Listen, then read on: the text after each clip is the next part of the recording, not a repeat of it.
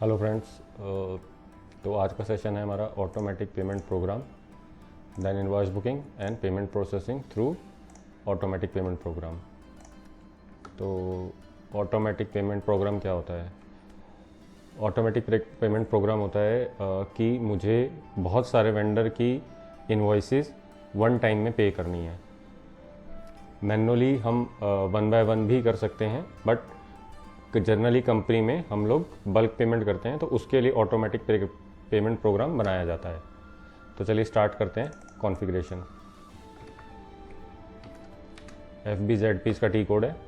Then इसमें सबसे पहले हम ऑल कंपनी कोड पे सेटअप करेंगे, then paying company code, then payment method बनाएंगे कंट्री पे, then payment method in company code, then bank determinant करेंगे, देन हाउस बैंक बनाएंगे। चलिए पहले कंपनी कोड पे चलते हैं, ऑल कंपनी कोड। देन यहाँ पे हम डिफ़ाइन करते हैं अपनी न्यू एंट्री।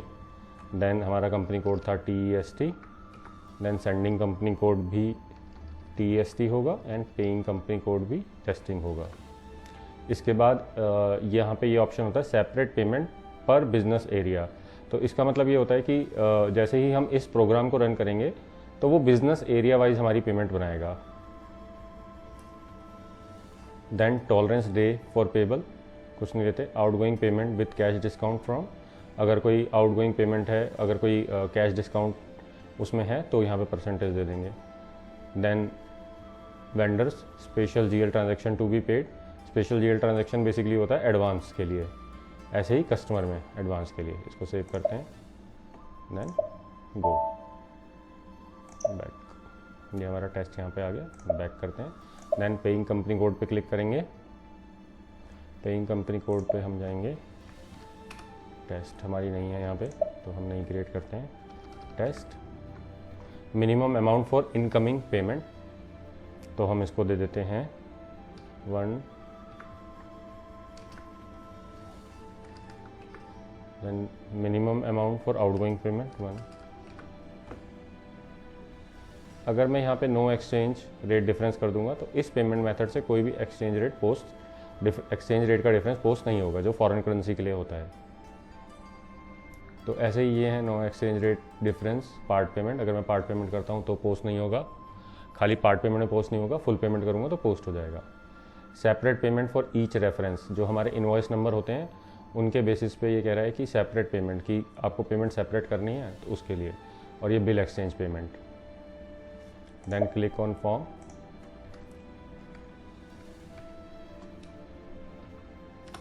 यहाँ पे हम ये डिफ़ॉल्ट ले लेते हैं। अगर अब ऐसे सेलेक्ट करना है तो यहाँ से जाएंगे, इंडिया का नहीं है यहाँ पे तो इंटरनेशनल पे क्लिक करेंगे। पेमेंट एडवाइस नोट सेलेक्ट कर लेंगे, ये आ गया हमारा।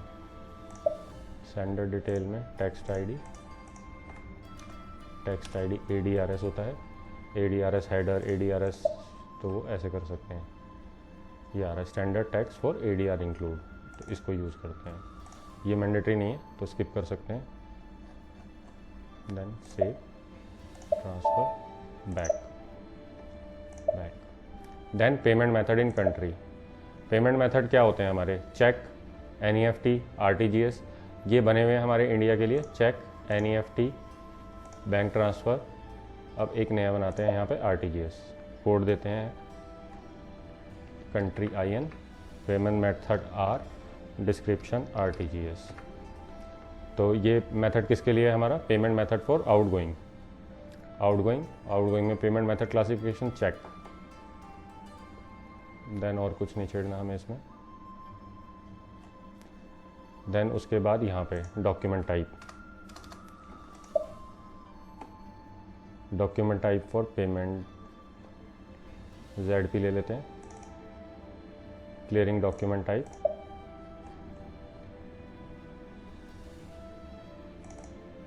ZP ही डाल देते हैं इसे। Then save, transfer.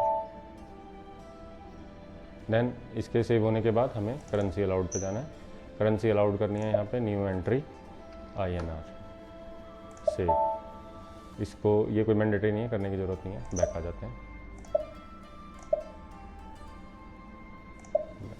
Then payment method in company code.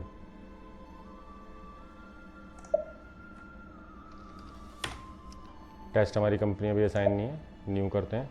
Paying company code test, then हमने क्या बनाया था आर, मिनिमम अमाउंट दे देते हैं यहाँ पे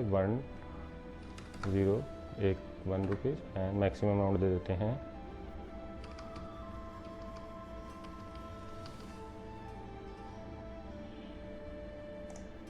डिस्ट्रीब्यूशन अमाउंट की जरूरत नहीं है। Foreign business partner allowed, foreign currency allowed, customer vendor bank approved allowed, optimization no optimization, payment as per due date. इसका ऑप्शन इसलिए होता है कि जब पेमेंट हम बनाएंगे तो वो ड्यू डेट चेक करेगा, बट इसको क्लिक नहीं करते, ओके कर देते हैं। बैक, ये हमारा यहाँ पे इस कंपनी कोड पे आर असाइन हो गया। Then bank determination, paying company code क्या है हमारा टेस्ट आ रहा है। Ranking order, new entry, test R, currency INR,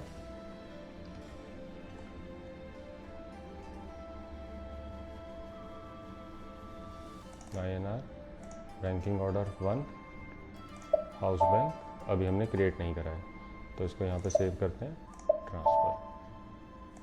then bank account, उससे पहले हम हाउस बैंक क्रिएट कर लेते हैं। House bank,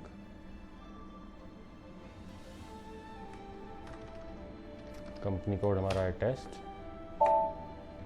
new entry, house bank हमारा आ गया।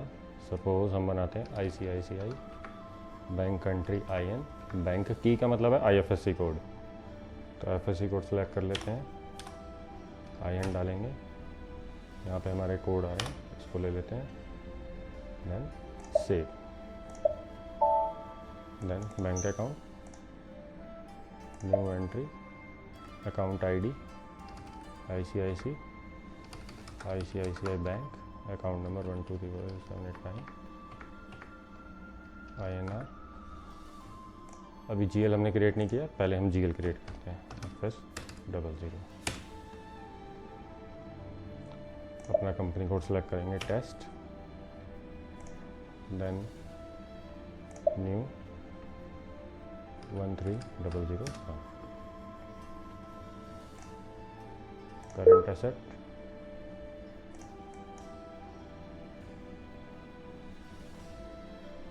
$30,000 से हमारा ये कैंसिल करते हैं इसको।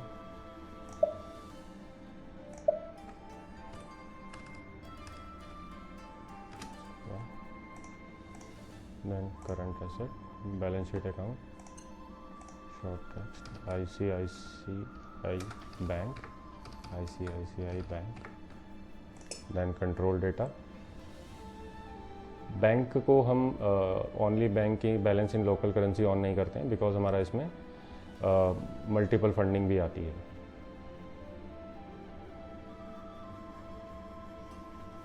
Line item display, sort order 001,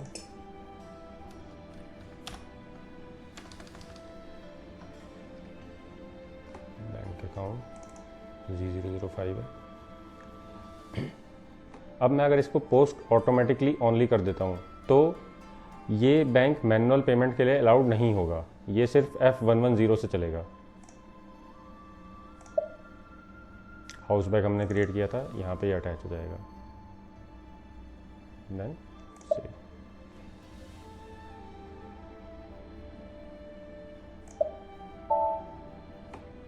ये हमारा सेव हो गया।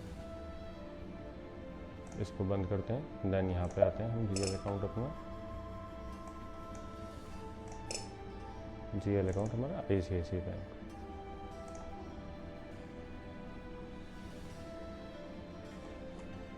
सेव, बैक करते हैं, ये हमारा बैंक अकाउंट क्रिएट हो गया। देन बैक,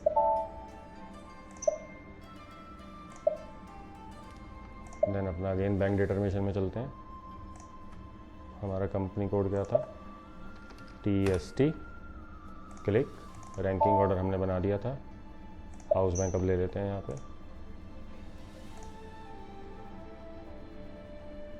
इसको डिलीट करते हैं, save, transfer back, bank determination, test, ranking order, new entry, test R, currency INR, rank order 1, house bank ICICI,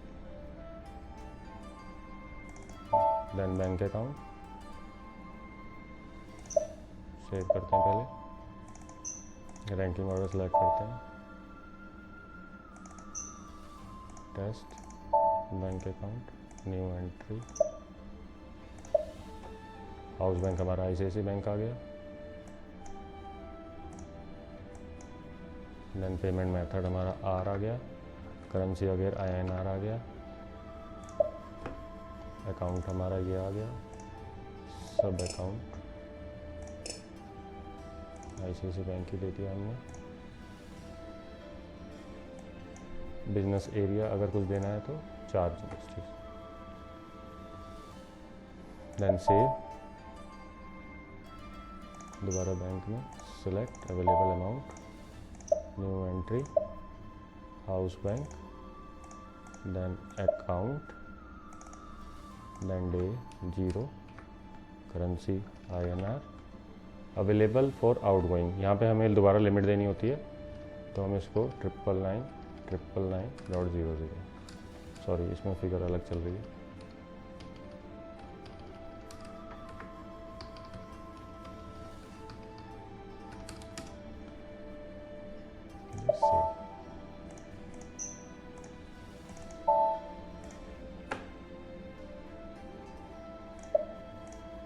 then again our house bank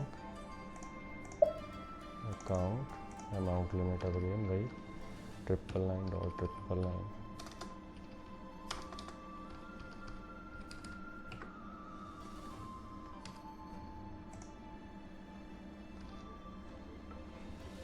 then save, उसके बाद expense and charges,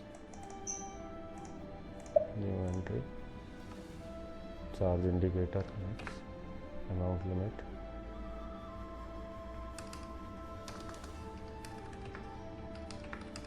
just ये reference के लिए देना होता है, ऐसा कुछ अगर वहाँ पे कभी चार्जेस का होता है तो उसके लिए करते हैं, इसके लिए मैं डिटेल में बताऊँगा आपको।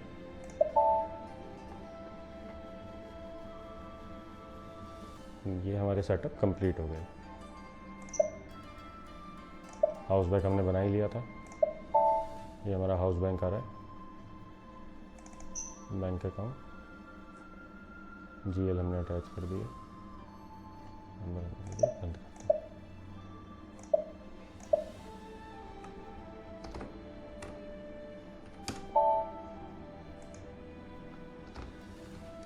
अब हमने जो वेंडर बनाया था उसको एक बार देख लेते हैं,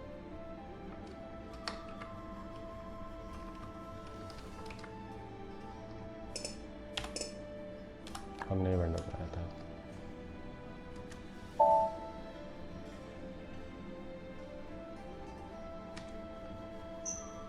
ये बनाया था हमने टेस्टिंग ABC।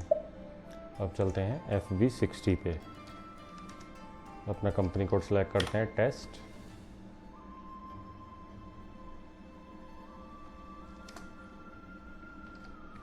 ये हमने कोड डाल दिया, इनवॉइस डेट हम डाल देते हैं 0321, अपना डॉक्यूमेंट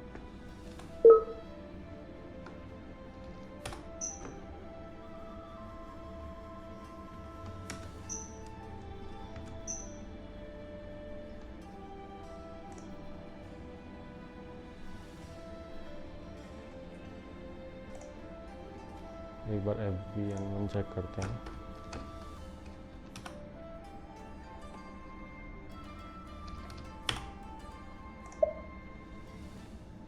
टेन में हमने इंटरवल बनाई थी,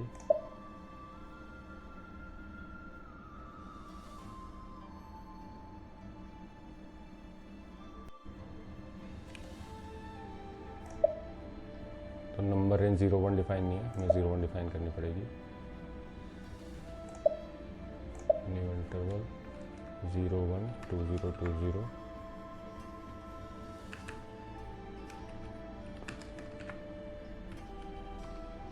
डिफाइन कर लेते हैं, प्लस ये हमारी ऐड हो गई, then save.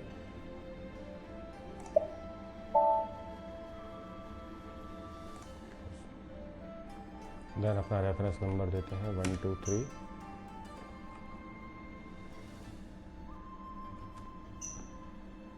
Then amount, then अपना चार्ज अकाउंट। आई थिंक हमने अभी एक्सपेंस अकाउंट का जीएल भी नहीं बनाया है।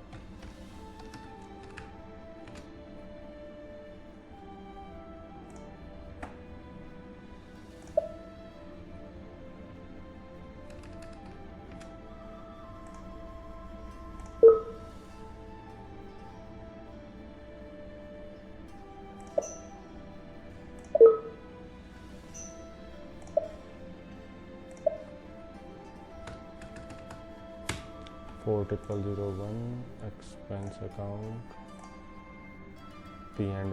P&L statement account type. आपको याद है हमने वहाँ पे वो बनाए थे एक्स और वाई का मतलब ये था कि जब हम end of the year retain earning को ट्रांसफ़र करेंगे तो इस वाले जीएल का बैलेंस किस वाले जीएल में जाना चाहिए, तो ये यहाँ से डिसाइड होता है। सपोज मैं इसको एक्स करता हूँ तो वो इस वाले जीएल में जाएगा, वाई करता हूँ तो इस वाले जीएल में जाएगा। तो हम एक्स कर देते हैं इसे, शॉर्ट टेक्स्ट में हम देते हैं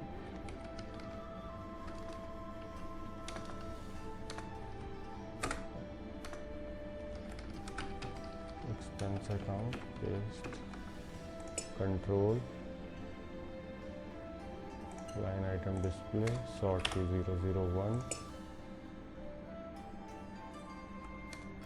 ग्रुप जर्नल सेव। ये हमारा सेव हो गया। इसको बंद कर देते हैं, देन यहाँ पे आते हैं F4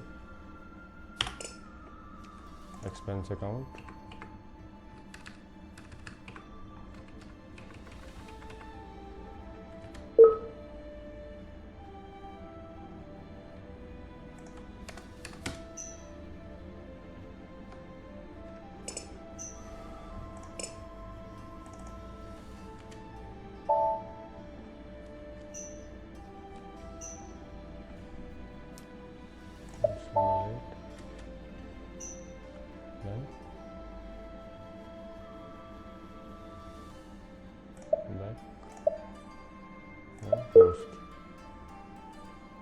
no amount authorization for customer and vendor in company code।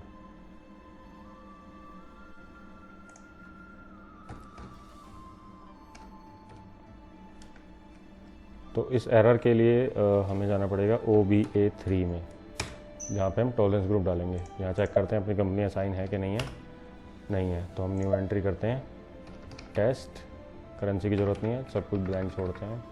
Payment term from invoice इसको ले लेते हैं बस, बाकी कोई ज़रूरत नहीं है। पर मिनट पे डिफरेंस, बेसिकली ये क्या होता है कि जैसे कोई पेमेंट के बीच में डिफरेंस आ रहा है तो क्या उसको पोस्ट करना है कि नहीं करना, तो इस टाइप की चीज़ें होती हैं। ये जो पेमेंट में डिफरेंस आया उसको ऑटोमेटिक राइट ऑफ करना है कि नहीं करना, तो हम ये नहीं कर रहे हैं। हम ये कह रहे हैं कि पेमेंट टर्म फॉर्म इनवॉइस ले लो बस, तो सेव। ये हो गया हमारा। अब हम चलते हैं OBA4 FI tolerance group for user.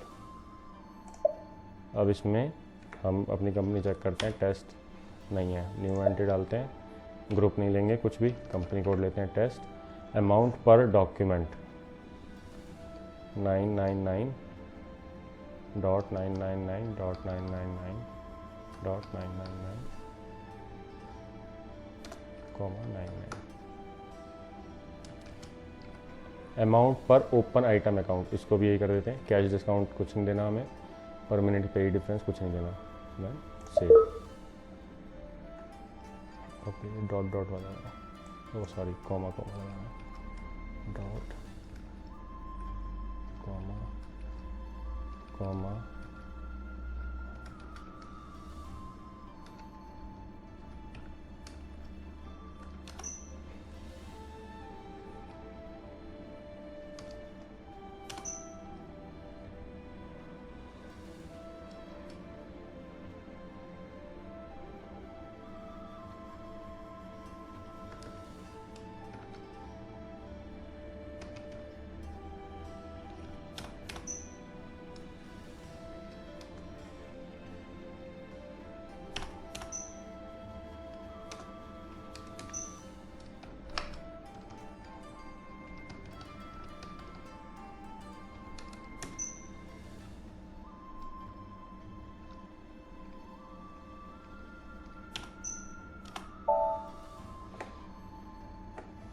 Then ये हमारा ट्रांसपोर्ट हो गया। अब आते हैं बाहर, इसको करते हैं बंद।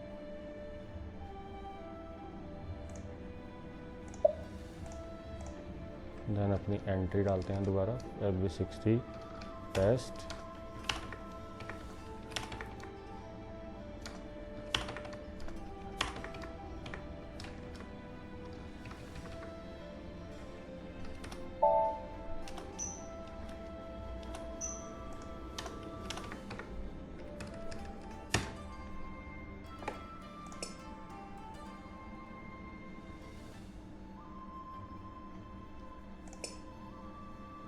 पोस्ट।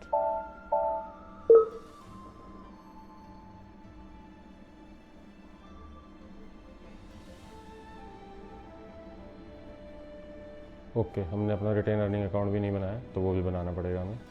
चलते हैं FS00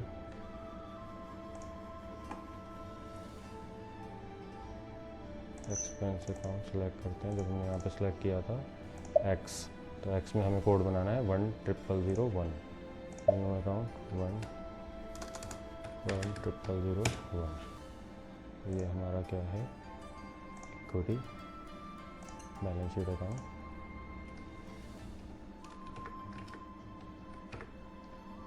retain earning, control data, amount in local currency only, कुछ भी नहीं देना। Line item display, field status, ये हमारा सेव हो गया।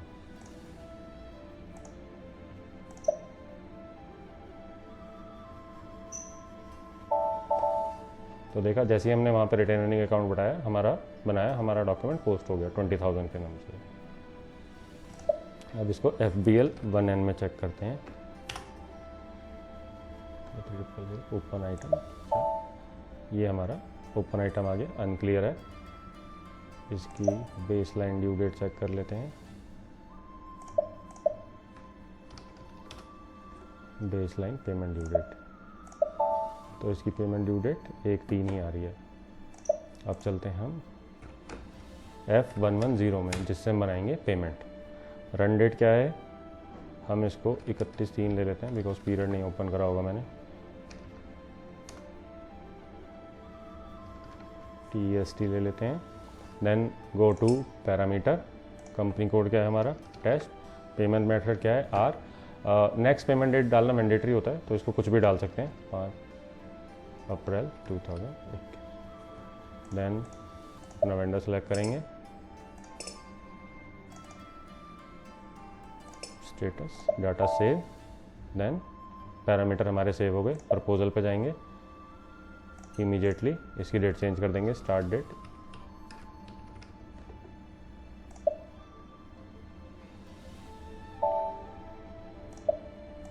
प्रपोजल रनिंग में जा रहा है। अब प्रपोजल में कोई एक्सेप्शन नहीं दिखा रहा, बैक करते हैं। एडिट प्रपोजल चेक करते हैं कि क्या डॉक्यूमेंट आए हैं, तो अभी कोई डॉक्यूमेंट नहीं आए हैं, इसका मतलब कुछ दिक्कत है। पेमेंट रन करके देखते हैं एक बार। Carried out,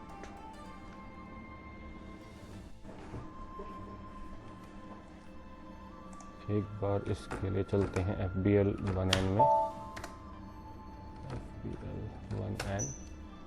then 5300 open item चलाते हैं। देन इस पे चलाते हैं।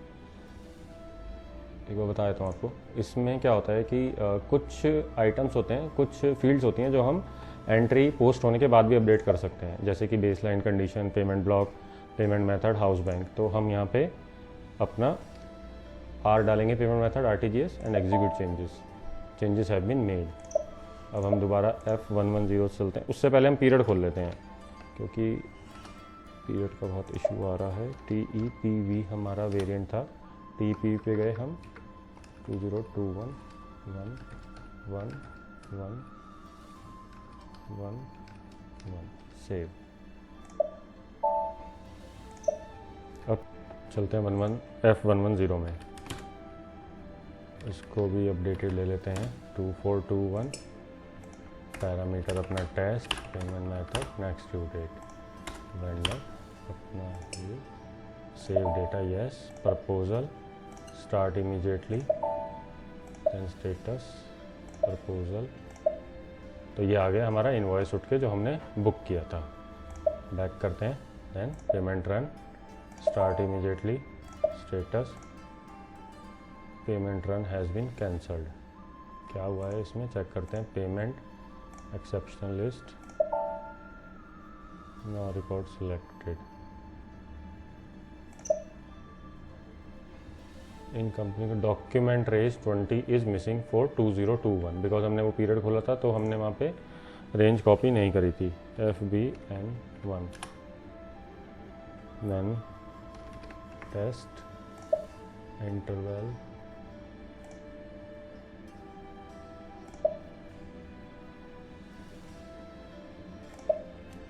इंटरवल 20 21 20 की एरर दी थी ना इसमें, ठीक है 20 कर देते हैं 5।